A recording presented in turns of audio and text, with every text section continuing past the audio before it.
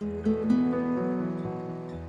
Asian Aid School for Speech and Hearing in Kollegal, India, is very special for Asian Aid.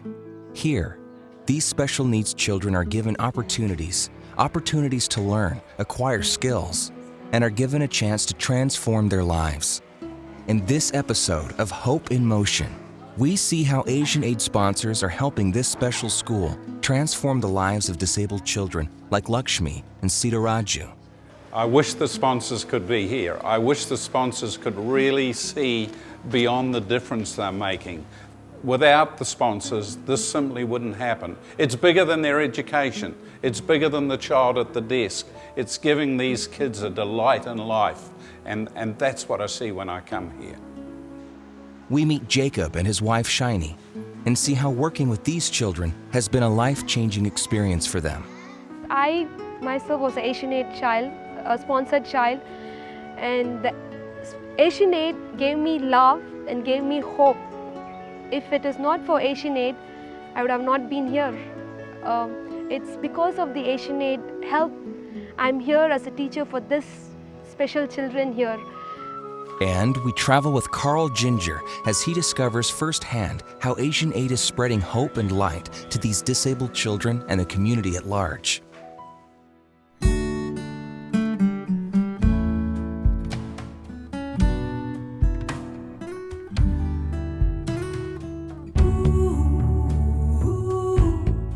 Asian Aid is an organization giving hope, an organization fostering permanent positive change in the lives of disadvantaged children and their communities, an organization that is committed to making a difference in the lives of children and those who are in need, serving communities in Nepal, Bangladesh, Sri Lanka, Myanmar, and India.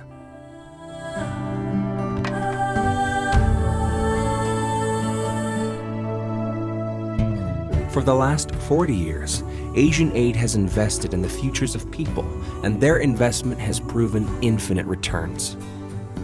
Driven by their dedication to helping those who have the least, Asian Aid is an organization focused on the welfare of children, implementing diverse development projects and sponsoring thousands of children.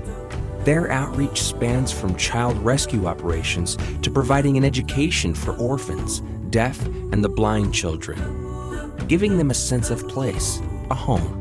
But above all, Asian Aid is an organization giving hope to children, giving hope to communities, giving hope to the ones who need it the most. This is Hope in Motion.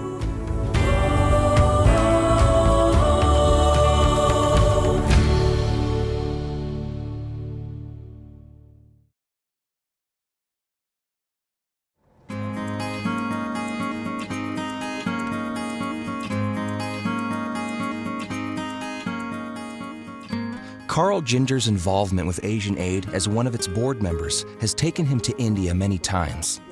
The vibrancy of life in India is something that has captivated him, and it's a place to experience and appreciate life. For Carl, this was one such opportunity. He is traveling with Jim Rennie, CEO of Asian Aid USA, and his fellow board member and friend, Ditu Abraham, to the Asian Aid School for Speech and Hearing in Kollegal.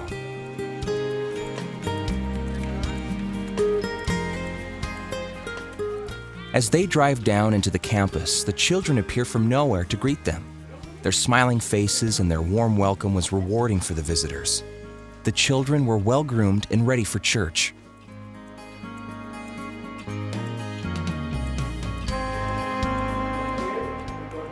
I'm here at a church service with these children and getting their responses to the questions we ask about Jesus Christ, the energy they have, the commitment they have, the pleasure in being part of a church service. It truly is amazing. This is something we can give these kids that they would never have had the opportunity of knowing Jesus Christ. And we are going to see results for eternity. For Carl, attending church service with these children with hearing disability was an opportunity to grow and expand his understanding of the differences between people, the gift of communication, and the privilege of being human. Being created in the image of God binds us as one, multiplies our understanding of being human and the many gifts we have. These children were demonstrating that gift on this beautiful Sabbath day. This school has a far wider impact for the church in this country.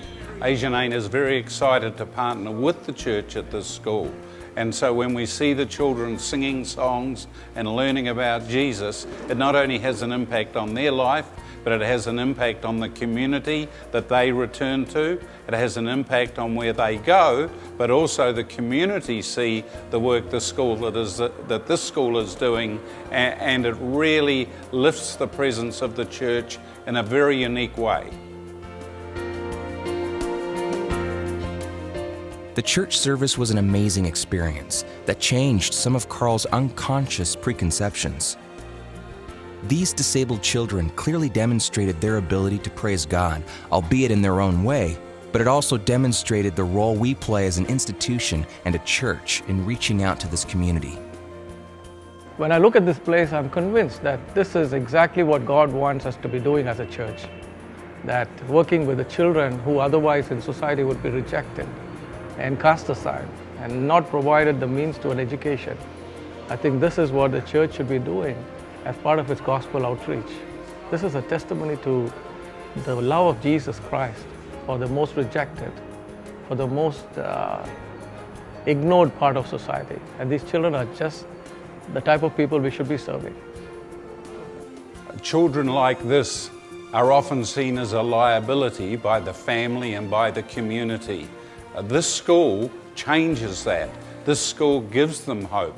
This school gives them an education, which in most cases enables them to have a job and to have a future. And then many of these children assist in funding or supporting their family or village. This school makes a difference far beyond the child that attends here. This type of disability, where children are born deaf, is quite common in this area, and Carl was determined to know the reason behind it. He was disturbed to learn some social practices that is prevalent here that results in children being born deaf. One of the reasons, he discovered, is that people in villages around here marry within close relations. Here in this village, it's a custom that they marry within the relation. To say, sometimes when they are small itself, they say, okay, this child should marry that uncle's son, or that child should marry this. So it's more of relation here. It's a custom and tradition that they are following for many years. But when they get a disabled child, they bring them here, and we cannot change the community. We cannot go there and tell them, because it's their tradition that they are following for many years. But when the children come here, we give them a lending hand to help them, so the children get good education. And the children here are all aware of the relation marriage and the problems that comes along with that. However unconventional and disturbing it may seem, we cannot change society's customs and traditions, nor change their ways of living. Traditions are deep-rooted, but what we can do is to sow the seed of opportunities for people affected by society's actions, especially the children. How many sisters? Yeah, how many sisters? Carl was introduced to Sitaraju, a cheerful boy who was teaching him how to sign his name. He was born deaf. Sitaraju's mother passed away when he was still a child, and soon after her death, his father remarried. His new wife didn't take kindly to Sitaraju and despised his very presence at home. Him being deaf only made matters worse. But his father loved him and wanted the best for his disabled son. With the help of a local school teacher, Sitaraju was brought to the Asian Aid School for Speech and Hearing. So when the children come here, we as a team here, we encourage the child to be independent, and we give them a second chance. We try to tell the children that just because they are disabled, it doesn't mean they are lower than the normal. They are very smart, that they can move forward in their life. So that's what we are training them. We are giving them the second chance. They may not, as we may not say that they can become a doctor or they can be an engineer, but they can become someone great in future. Like we have a girl who is expert in electronics. The child, if she would have been at home, should have been taking care of house activities, maybe married, had kids, washing the vessels, taking care of the child. That's it. But because she was here, now she's an expert in electronics. She's working in a company where they all appreciate her work. So it's the same hope we are giving the children here, a second chance in their life. And they say this is their second home. I like the slogan of Asianate, give hope today. And for the past 40 years, Asianate has been involved with the giving hope and a great education for the less fortunate ones. And I think Asianate's work with the deaf and with the blind in these last 40 years has been a blessing and a meaningful one, giving hope and giving a future and a life for the less fortunate ones. If it was not for these schools, I'm sure these deaf children would be back in their homes, working along with the parents and maybe even being abused.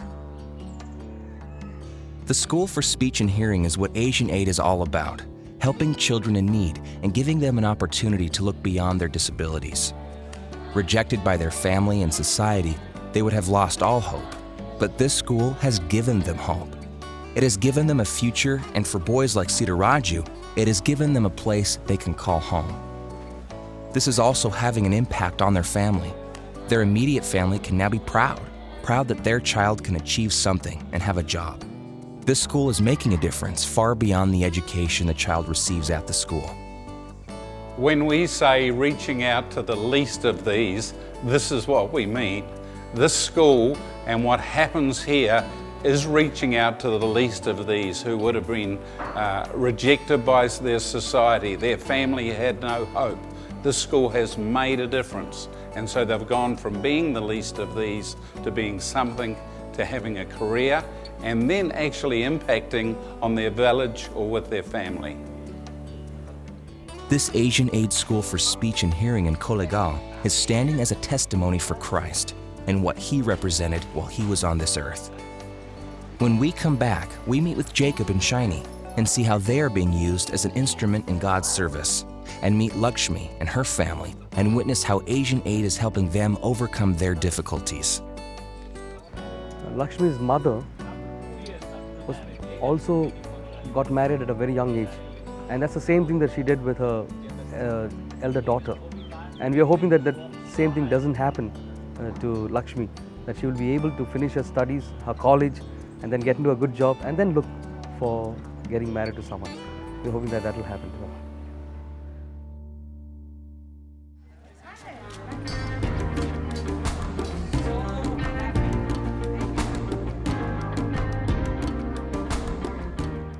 My wife Angela and I are here in Andhra Pradesh, India, visiting some of the AsianAid projects to see for ourselves how the work that is being done here is transforming lives, especially the lives of orphaned children and abandoned children, children from the tribal communities. And we've discovered that because of sponsors like you, they now have a place that they can call home. They have wonderful clothing, nutritious food, and they are being prepared to propel themselves into the future for a promising career. But above all that, because of sponsors like you, they now have hope, hope for a better future.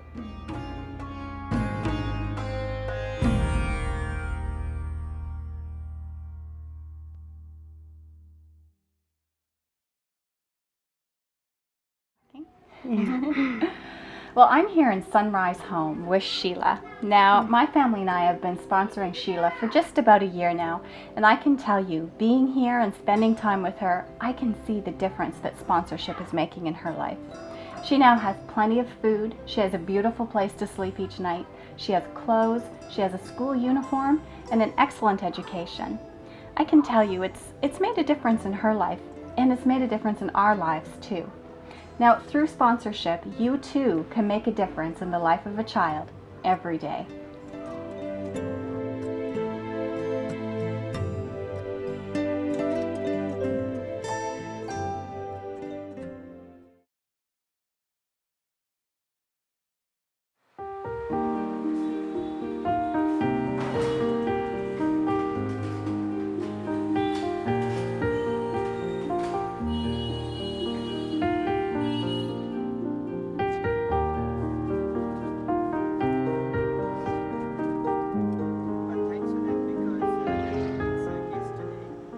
That morning, Carl drove back to the Asian Aid School for Speech and Hearing and found the children spread out on the verandas doing their homework.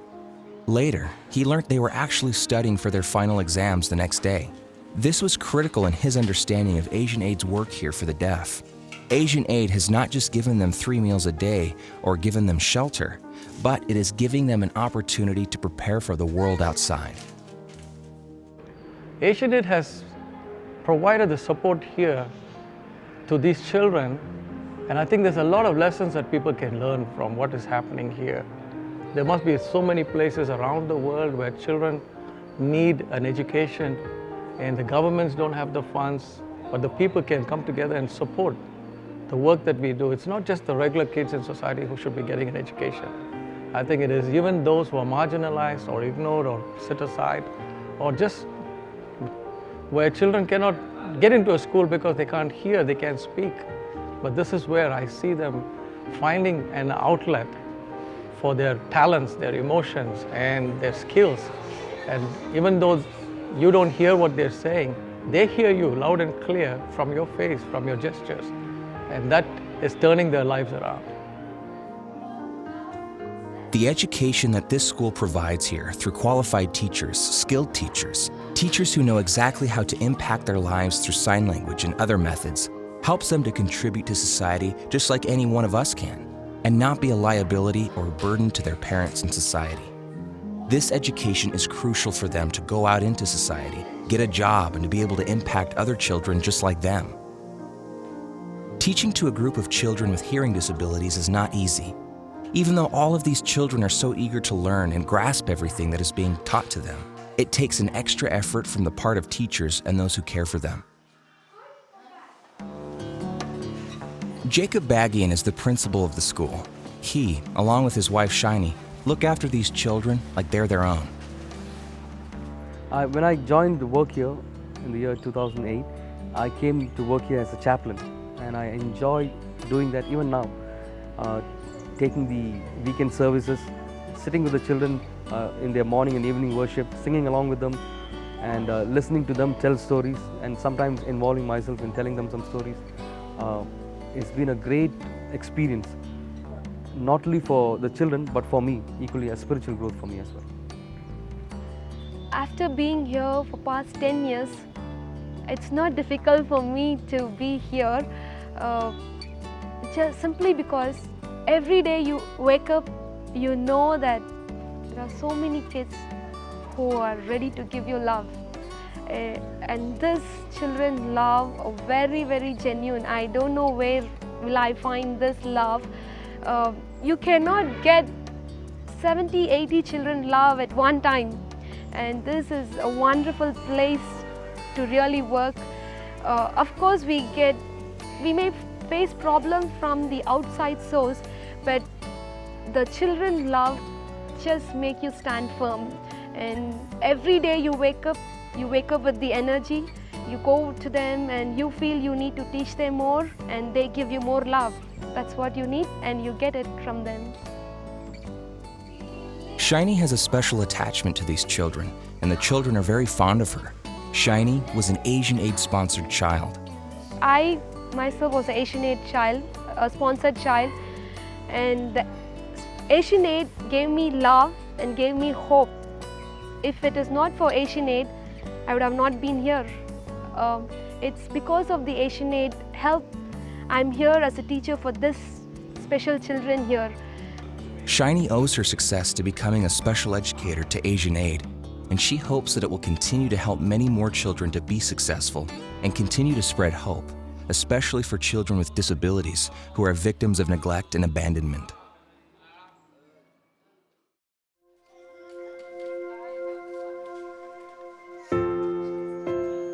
Lakshmi is a 12-year-old girl at the school. Like Sitaraju, she was born deaf and has been at the school when she was just a 2-year-old baby, and her mother was having a hard time bringing her up, along with her older sister and brother who was also deaf. Lakshmi is right now doing her 4th standard here, and we're hoping that she will finish her studies from our school, go on to do college just like her brother, and be able to earn a living. Now, the reason why Lakshmi's mother and father were separated is because of some family issues, and they've been separated for more than 10 years now. The father lives with his mother in another state, and the mother brought up all these 3 children by working in a factory that makes noodles. And because she's not able to give them a good education, she has put both her hard of hearing children over here in our school. Lakshmi's mother married when she was just 16. Although such practices exist in rural India since ancient times, it would be hard for someone to assimilate this mentality, especially for a first-time visitor to rural India. Lakshmi's mother was also got married at a very young age, and that's the same thing that she did with her elder daughter. And we are hoping that that same thing doesn't happen to Lakshmi, that she will be able to finish her studies, her college, and then get into a good job, and then look for getting married to someone. We're hoping that that will happen to her. One can only hope that Lakshmi will have the opportunity to break the shackles of their long-observed traditions and compulsions, and hope that education will let her have the freedom to choose how she wants to live.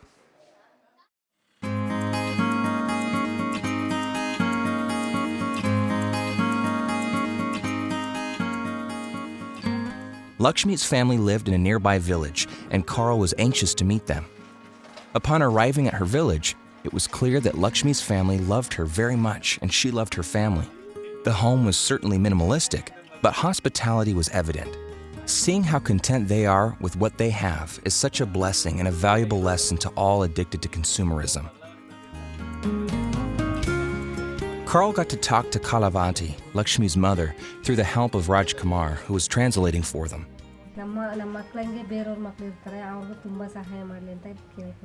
Okay. Yeah.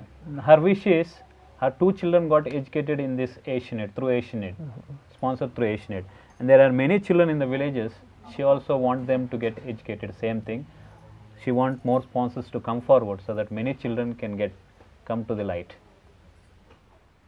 Although the pain of life's struggle was deep within her, one could sense how happy she was knowing that her daughter Lakshmi was well taken care of, and she was thankful for what we could do as an organization.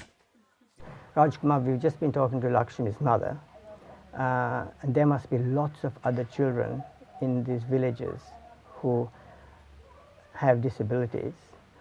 What would be the situation if there was no help? If there is no outside help, for example like Asianet, the other NGOs in India, families like this will suffer very much. And the pathetic situation is, if there are no NGOs coming forward to help them like these kids, their society will be dropping them to one corner. They will not come out and they can't get exposure. If people, the society from outside, comes and helps people in this small villages, remote villages, children like Lakshmi will come up much brighter. Their future, they can read it. Otherwise, their future will be in debris. You know, this is an example of what can happen when someone like AsianAid gets involved and sponsors get involved in a child's life. We can transform the person, give them a future, create opportunities for them to be themselves, be what God intended them to be. What a privilege to create and generate and multiply hope.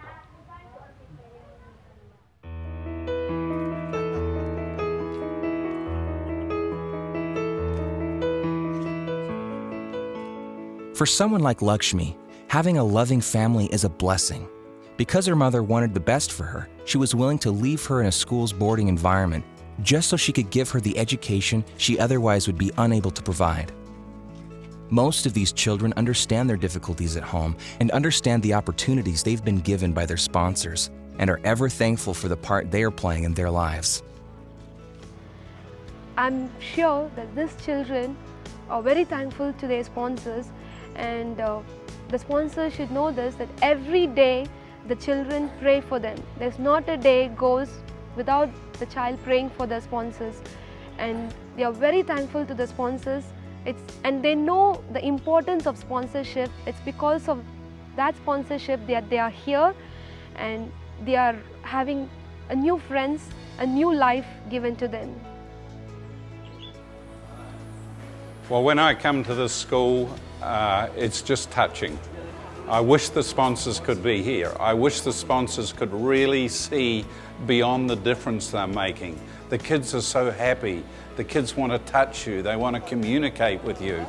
And without the sponsors, this simply wouldn't happen. It's bigger than their education. It's bigger than the child at the desk. It's giving these kids a delight in life. And that's what I see when I come here. When Jesus was on the earth, he invited the poor, the blind, the lame, and the deaf into the temple and had fellowship with them. Jesus mentioned that when we do service to the least of these, we are doing service to him, and he commissioned us to take care of the ones who are less fortunate than us. What a blessing it is for us to be in his service. Many times I have questioned myself asking, am I doing the preaching work here or am I doing some kind of service? But then I realize what Jesus told, the true religion is to take care of the orphans, the widows, and the less fortunate ones. And then by seeing the lives of these children transforming, it gives me hope and courage. Yes, what we are doing here is any day the best thing that we must be doing. It's important that the church has these services going on. Today, this Asian Aid School for Speech and Hearing is a beacon for Christ in this area. With this school in Kolegaon, Asian Aid is not only bringing hope to the children, but also to the community as it sees practical Christianity in action. The church could not have scripted a better outcome. Just being there and demonstrating love on a consistent basis reflects the image of God. These children are preparing for their final exams tomorrow, and it's clear that these children are being prepared not just to survive, but for a future tomorrow and a future for eternity. And for Asian Aid to be involved in creating these opportunities really warms my heart.